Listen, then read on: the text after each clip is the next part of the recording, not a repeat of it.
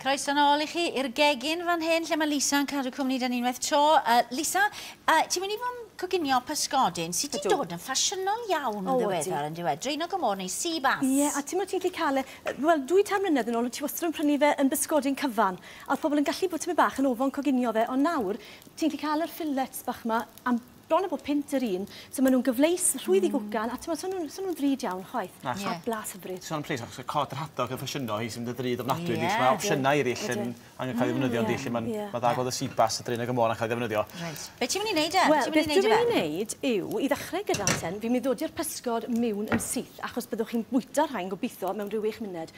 Crôn lawr, yr sam wedi twymo yn barod yn y badell. A pa sam ti wedi rhoi fan'na? Just sam? Ie, bach o fenyn a bach o olew llysiau. Hwna'n ffain.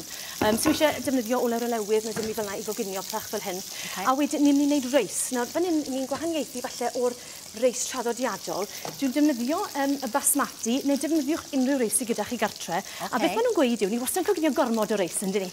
Beth maen nhw'n gweud, falle lle di, bita fwy na hyn, ond fel arfer... Wel, dwi'n gwybod dwi'n stopio, ie. Fel arfer, maent i chi'n dod i mewn un llaw i bob person. A falle wedyn, os oes gyda chi bobl, dynon neu chwaraewyr rygbi neu boes mowr fel sy'n tîni gytre, un bach ychwanegol. Felly mae 4 fan yna yn ddigon i 4. O di, a ti'n mynd disgwyl braidd dim, a mae'r plant yn gweithio, mae eisiau mwy o reis yna, mami. Ond os i ti'n meddwl, oce, a dod i mwy, mae ti wastad gormod drosto, ti'n modd? So beth fi dod i'r reis mewn fyna, a hefyd, i rhoi blas, dwi'n defnyddio yr creamed coconut yma. Fi wedi agor y bocs, a fel hyn mae'n edrych.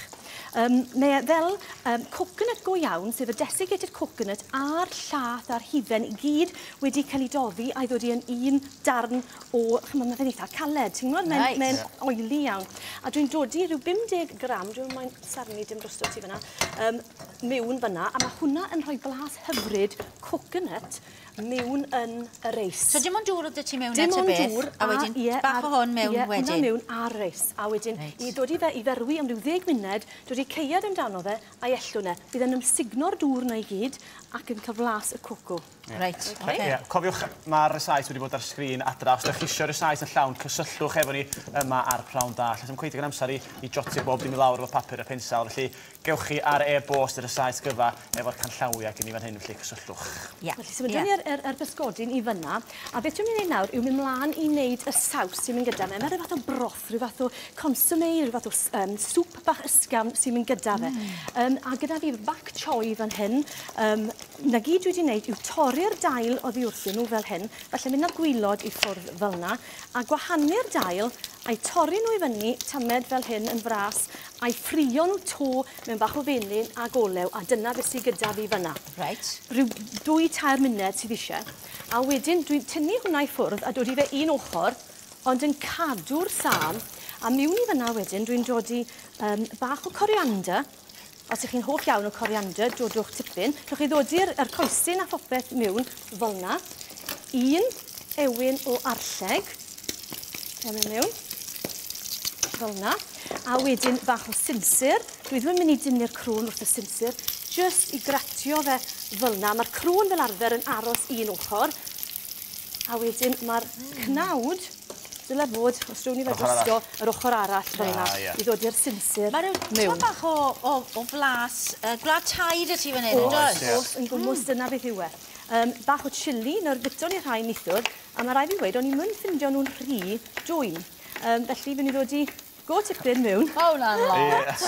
Neu weld yn lot, ond wir i chi, oedd e ddim yn un twym nithwr, maen nhw yn gwahaniaethu, ti'n modd y gwahanol fathau o chili. A mae'na gig am yna. Rhawn ni troiad. Gyda'r chilis, wrth gwrs, y lleiad i nhw, y mwyaf. Ie, mwyaf. Y mwyaf cryf i nhw, y mwyaf gics yn ni'n gyda. Dwi'n coch neu gwyrdd o wahanol? Pan cyfder? Fi'n credu falle bod y rai gwyrdd yn fwy cryf, ond fi dechrau yn air i am. Fy mhen i, mae'n goch, mae'n bwyd. O, twyllo ti mewn adro. Ie. Fi'n rhoi bach o shibwns mewn, a wedyn dwi'n dod i just stoc ffisiau neu stoc ciwb, does dim gwahaniaeth. 1 llond llwyed o saws pysgodyn, sef yr fish sauce. Mae'n gwneud ofalus yna, does? Oes. Mae'n traed yn y braidd, does? Gwynt rawllyd gyda fe. Dwi ddim yn gwynt am ffein. Ond ni'n cael basis. Bai bych yn ei gormod. A hwnna bach o soi. A wedyn, dyle hwnna nawr i greu fel swp bach. A chwilwch, ddod i dail y Kaffir lime leaves mewn fyna hefyd. Dwi'n mynd i roi gwasgad o leim ychwanegol. A wedyn, dyle hwnna nawr i fod bron a bod yn barod. Ti'n iawn, mae hwnna fel broth bach yn diwedd. Odi. A beth dwi hefyd wedi gwneud yw, gyda'r reis, ar ôl rhyw 10 munud, mae'n creu reis fel hyn. Mae'n weddol sticky nawr oherwydd y coconut. Ydy'r camera yn gallu gweld hwnna. Yn weddol sticky. Dwi wedi defnyddio fwlyn fach fel hyn i wneud pentwr o reis. Ie. Mae'n sticio ei gilydd rhywch ydig yn y siap. Dwi'n dod i'r Pak Choi nôl mewn. A wedyn, yna gyd sydd eisiau gwneud wedyn, yw gweini un darn. Defnyddio ni bleini yma. Dwi'n cofio dod ar pincers gyda fi heddi. Un darn o'r Seabass dros y top fel yna, gyda y saws wrth yr ochr fel yna. A mae hwnna wedyn yn rhoi tipyn o gic i chi. Union y mati o bryd.